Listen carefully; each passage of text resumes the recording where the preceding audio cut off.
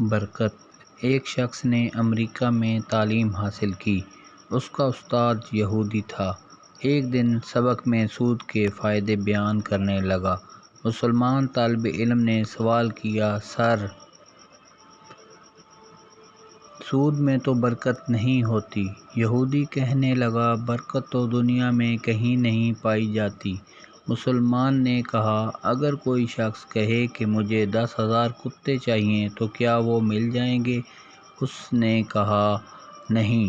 پھر پوچھا، اگر کوئی شخص 10,000 بکریاں مانگے تو کیا ابھی مل جائیں گی؟ کہا، ضرور مل جائیں گی۔ مسلمان نے کہا، کتے کے ایک وقت میں 10 بچے ہوتے ہیں جبکہ بکری کے 2۔